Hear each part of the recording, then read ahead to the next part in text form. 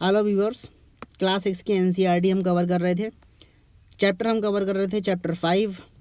क्या नाम था चैप्टर 5 का? Kingdom, Kings and early Republic. इस चैप्टर को हम कवर कर रहे थे।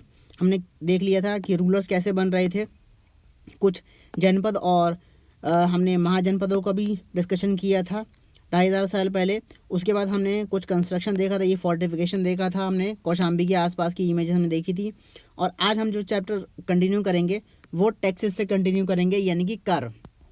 कर का मतलब टैक्सेस, जैसे हमारे आज के टाइम पे लगते हैं ना इनकम टैक्सेस, तो वैसे ही टैक्सेस के बारे में जिक्र हो रहा है। ये कंसेप्ट निकल कर आया था, यहाँ आने लगा था।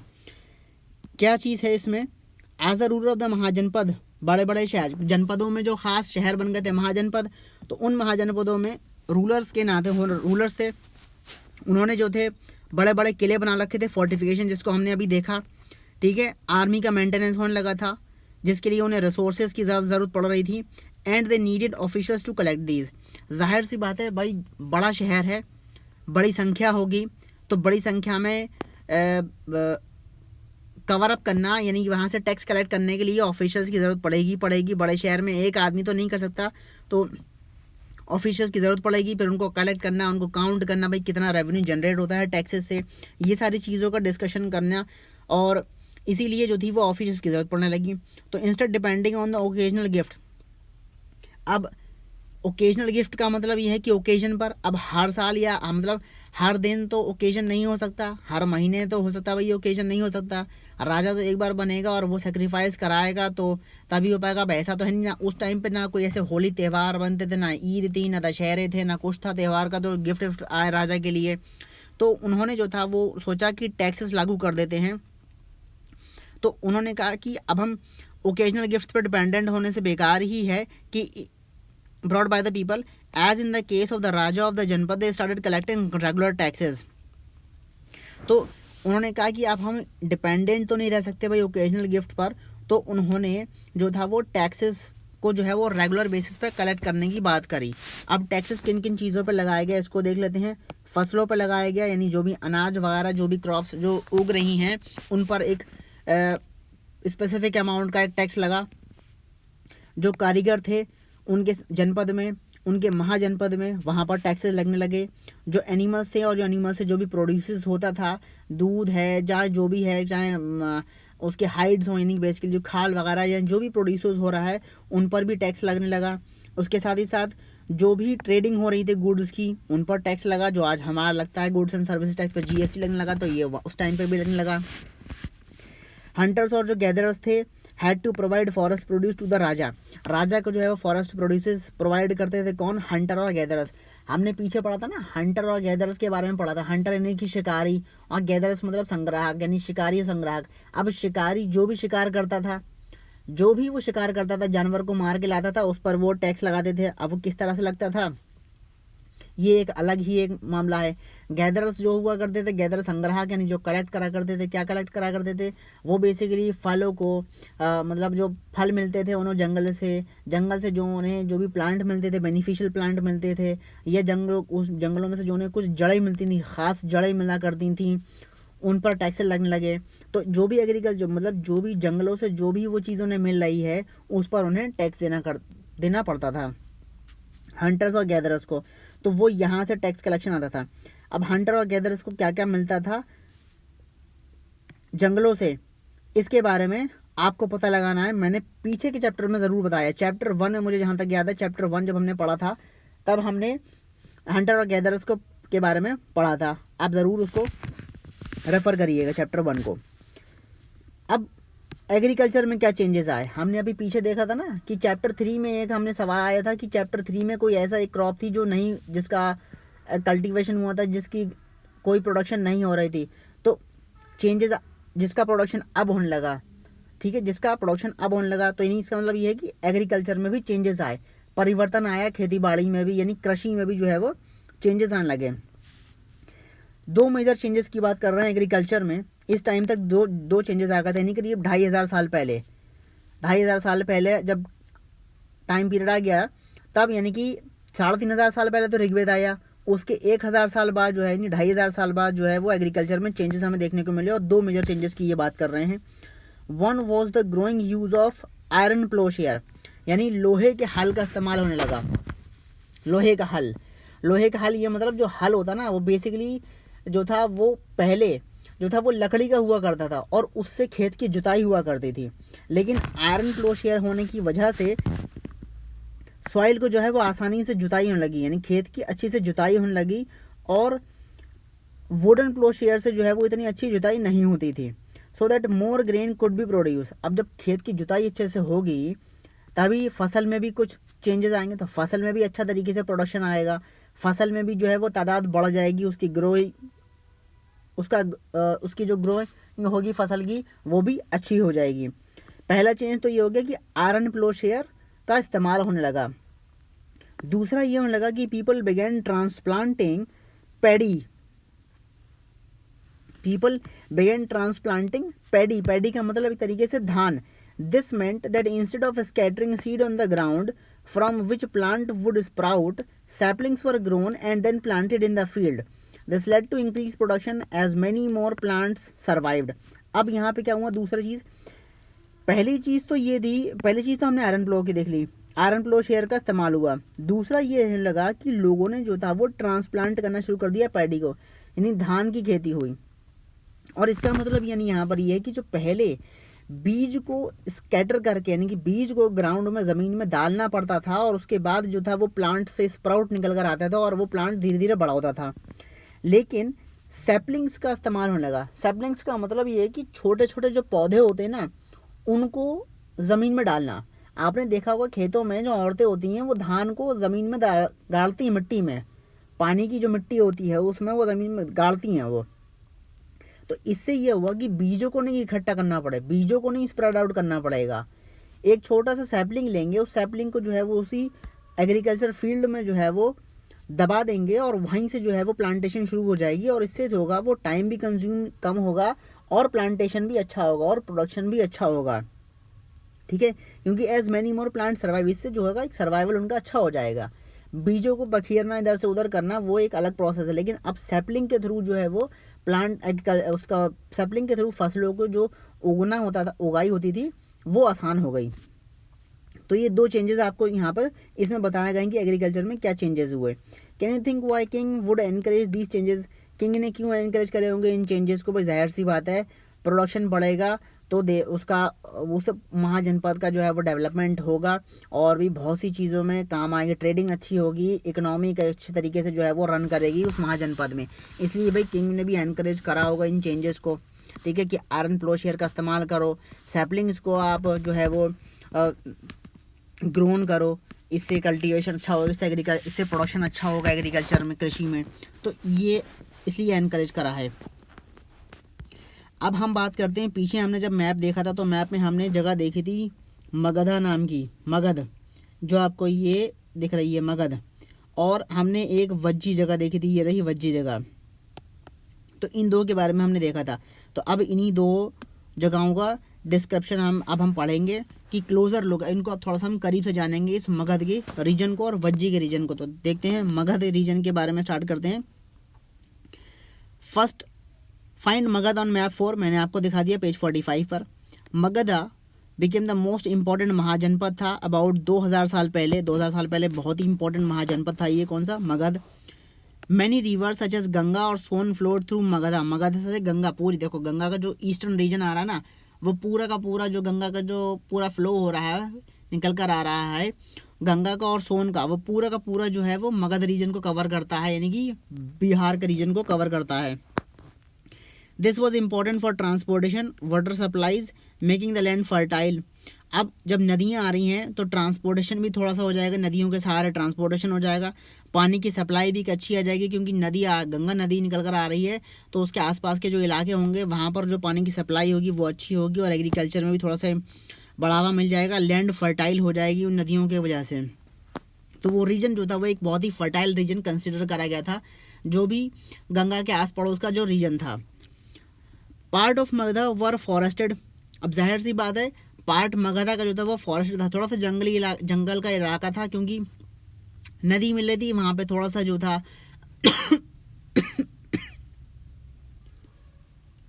सॉरी गाइस, तो मगध का जो भी रीजन था वो थोड़ा सा फॉरेस्टेड एरिया था, जंगल एरिया था, क्योंकि उस टाइम पे इतना डेवलपमेंट था भी नहीं।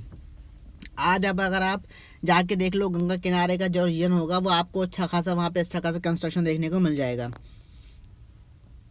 Elephant which lived in the forest, जंगलों में हाथी रहा करते थे, उनको कैप्चर करा जाता था और उनको आर्मी के लिए ट्रेन करा जाता था।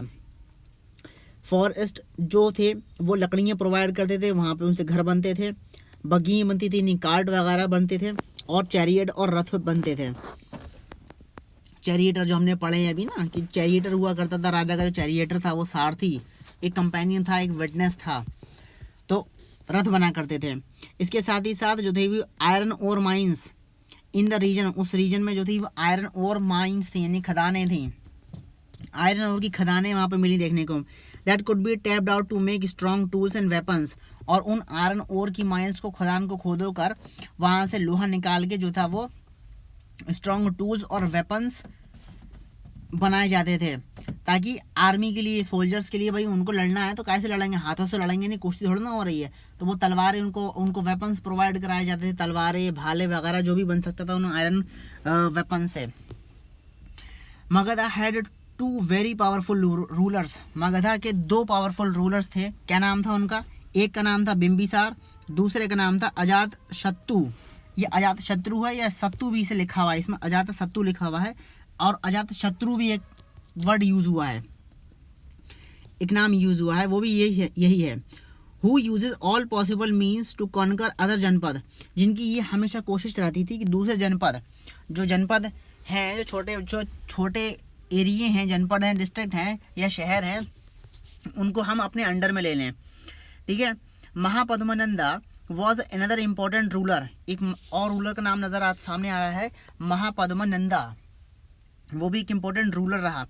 ही extended his control up to north west part of the subcontinent, subcontinent के नॉर्थ वेस्ट पार्ट, यानी इंडियन सब कॉन्टिनेंट का नॉर्थ वेस्ट पार्ट कौन सा हो गया?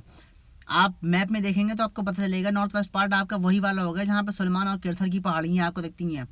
पाकिस्तान का और अफगानिस्तान का जो रीजन है वो आपका नॉर्थ वेस्ट का रीजन है, सब कॉन्टिनेंट, वहाँ पर तक अपनी टेरिटरी को जो है वो उसने एक्सटेंड कर लिया। किसने? महापद्मनंदा ने। राजगृह जो कि आज प्रेजेंट डे है, राजगीर बिहार में आता है, राजगृह यानी कि बिहार में जो आता है, was the capital of, Magadha की कैपिटल थी ये, मगधा की कैपिटल थी, कई सालों तक मगधा की कैपिटल रही कौन सी? राजगृह यानी कि राजगीर।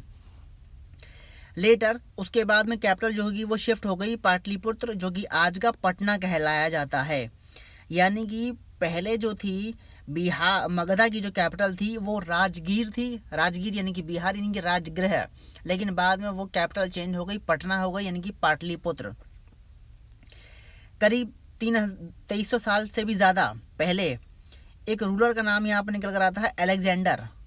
अलेक्जेंडर जो रहता था मैसेडोनिया, यूरोप में, wanted to become a world conqueror, वो देश पर, वो पूरी विश्व पर जो है वो कब्जा करना चाहता था, पूरे विश्व पर जो है वो राज करना चाहता था। कौन? रूलर अलेक्जेंडर, यानी मैसेडोनिया का अलेक्जेंडर, यूरोप में। 2300 साल पहले की बात है ये, 2300 साल से कुछ साल पहले की बात है कि एक अलेक्जेंडर नाम का एक राजा था मैसेडोनिया, यूरोप का, वो पूरे विश्व पर कब्जा करना चाहता था। Of course he didn't conquer the world, हालांकि उसने विश्व को कॉन्कर नहीं किया, but did conquer part of Egypt and West Asia, Egypt और वेस्ट एशिया के कुछ हिस्सों पर उसका कॉन्कर रहा, नहीं उसका कुछ कब्जा रहा। And came to Indian subcontinent में आया, reaching up to the bank of the Beas नदी, बियास नदी जिसके बारे में हमने पीछे पढ़ा था, विश्वामित्र ने बातचीत करी थी, वो नदियों हमें रास्ता दे दो, हमारे एक्सल के ऊपर पानी ना आ जाए और पानी का फ्लो नीचे रखो थोड़ा सा, तो हमें नदी क्रॉस करने में आसान हो जाए। विश्वामित्र की ये कन्वर्सेशन थी 2 नदियों के साथ, बियास और सतलज के साथ। वही बियास की बात कर रहे हैं कि उस नदी को क्रॉस कर कर ये इंडिया में एंटर कर रहा था। When he wanted to march further eastward, और लेकिन जब ये ईस्टवर्ड में आना चाह रहा था, यानी ईस्टवर्ड कौन सा एरिया कहलाएगा, कौन सा ईस्टवर्ड? आपका जो बिहार के मगध वाला जो ईस्टर्न पार्ट है जितना भी, वहाँ पर आना चाह रहा था, तो वहाँ पे सोल्जर्स ने इसे रिफ्यूज़ कर दिया। They were scared as they had heard the ruler of India had vast armies of foot soldiers, chariot and elephant. वो डर गया। कौन डर गया? ये अलेक्जेंडर। अलेक्जेंडर जब ईस्टर्न जगह पर आना, ईस्टर्न एरिया में एंटर करना चाह रहा था, तो वहाँ पे सोल्जर्स ने जो है वो उसे रिफ्यूज़ कर दिया और वो स्कैर्ड हो गए as they had rulers of India had a vast armies of foot soldiers, chariot and elephant।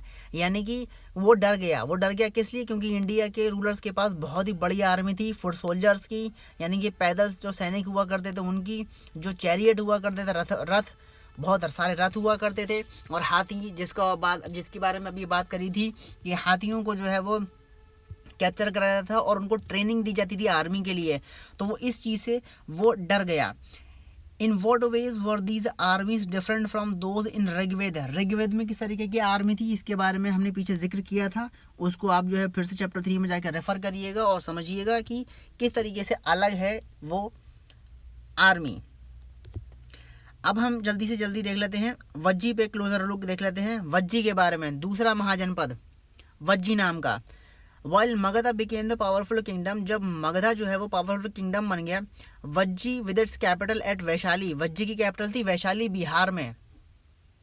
ये दोनों ही जगह जो है ना, अभी जो हमने जिक्र करा पीछे की, जो एक मगधा एम्पायर था, मगधा किंगडम, वो भी बिहार में आती है, ठीक है। उसमें उसकी जो पहली कैपिटल थी वो थी हमारी क्या, राजगीर, बिहार में राजगृह जैसे कहा गया। उसके बाद वो कैपिटल बदल के पाटलिपुत्र हो गई, जो कि पटना बन गई आज के टाइम पे, ठीक है। और बिहार का जो दूसरा महाजनपद था नाम था वज्जी, जिसकी कैपिटल थी वैशाली, जो कि बिहार में आती है।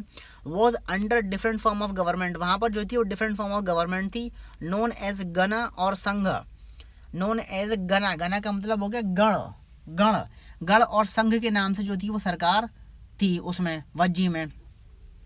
गना में या संघ में देर वर नॉट वन, वहाँ पर एक नहीं बल्कि कई रूलर्स थे, and each one was known as raja, यानी एक रूलर नहीं था, उनमें कई सारे रूलर थे और हर एक रूलर जो था वो राजा अपने आप को मानता था। ये राजा जो थे वो रिचुअल्स को परफॉर्म करते थे एक साथ मिलके, और असेंबलीज भी करते थे, यानी मीटिंग्स हुआ करती थी और डिसाइड करते थे what had to be done and how through discussions and debate. तो पूरी एक तरीके से मीटिंग हुआ करती थी, डिसीजन लिए जाते थे किस तरीके से और कैसे करना है, डिस्कशन होती थी, इन सब बातों पर डिबेट हुआ करती थी। एग्जाम्पल के तौर पे अगर उन्हें अटैक करना है किसी एनिमी पर, तो पहले वो डिस्कशन करेंगे कि किस तरीके से जो है वो प्लानिंग करी जाए, और उसके बाद जो है what should be done to meet that thread, और किस तरीके से जो है वो उस थ्रेड से उसको अंजाम दी जाए, उस काम को, उस प्लानिंग को जो है वो अंजाम दिया जाए। हालांकि women, dasas and kammakaras could not participate in these assemblies, इन these assemblies में जो थे वुमेन्स यानी कि औरतें, दासाज यानी कि जो दासाज बेसिकली जो स्लेव थे, गुलाम थे, खासतौर पे मेन को दासा कहा जाता था, और जो फीमेल हुआ करती थी यानी वुमेन जो थी वो दासी कहलाई जाती थी। एंड कम्मकराज कौन थे? कम्मकराज जो थे वो एग्रीकल्चर लेबर्स हुआ करते थे, जिनकी खुद की कोई ज़मीन नहीं हुआ करती थी, वो दूसरों की ज़मीनों पर काम करा करते थे। तो ऐसे लोगों को जो था वो उन असेंबलीज में पार्टिसिपेशन नहीं दिया जाता, वो पार्टिसिपेशन उसमें नहीं कर सकते थे। बॉक्स ये रखा है यहाँ पर एक इंपॉर्टेंट वैल्यूबल इन्फॉर्मेशन के लिए। This is an account of the Vajji का एक अकाउंट फ्रॉम मिलता है दिग्गा निकाया से जो है वो एक अकाउंट मिलता है वज्जी का। एक फेमस बुद्धिस्ट किताब है जिसमें कुछ स्पीचेस कंटेन करी गई हैं बुद्धा की, और ये करीब 2300 साल पहले लिखी हुई कुछ रिटन डाउन स्पीचेस हैं बुद्धा की, वो मिलती हैं। अजातशत्रु और वजीज यानी अजातशत्रु जो कि आपका मगधा एम्पायर में एक पावरफुल रूलर था, एक बिम्बिसारा, एक अजातशत्रु, और इसके अलावा एक नाम और भी हमने देखा था, जो नाम था आपका यहाँ पर दे रखा था जनपदा में, नाम मैं भी थोड़ा सा भूल गया, यहाँ पर भी दिख नहीं रहा। हाँ, महापद्मनंदा नाम का ये हमें मिलते हैं नाम राजाओं के, और वज्जी में हमें एक नहीं कई सारे राजा मिलते हैं। वज्जी की कैपिटल थी वैशाली, बिहार में।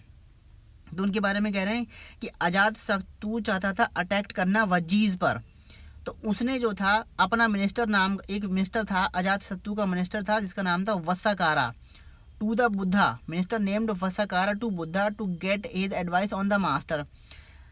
अजातशत्रु जो था वो अटैक करना चाहता था वजीज पर, उसने मिनिस्टर को सेंड करा जिसका नाम था वस्साकारा, तो बुद्धा के पास भेजा। बुद्धा के पास जो था उन्होंने अपना मिनिस्टर भेजा वसागार नाम का और एडवाइस ली इस मैटर पर कि मुझे वज्जी पर अटैक करना चाहिए कि नहीं करना चाहिए या क्या तरीका हो सकता है। तो बुद्धा ने उनसे पूछा कि whether the Vajjis met frequently in full assemblies.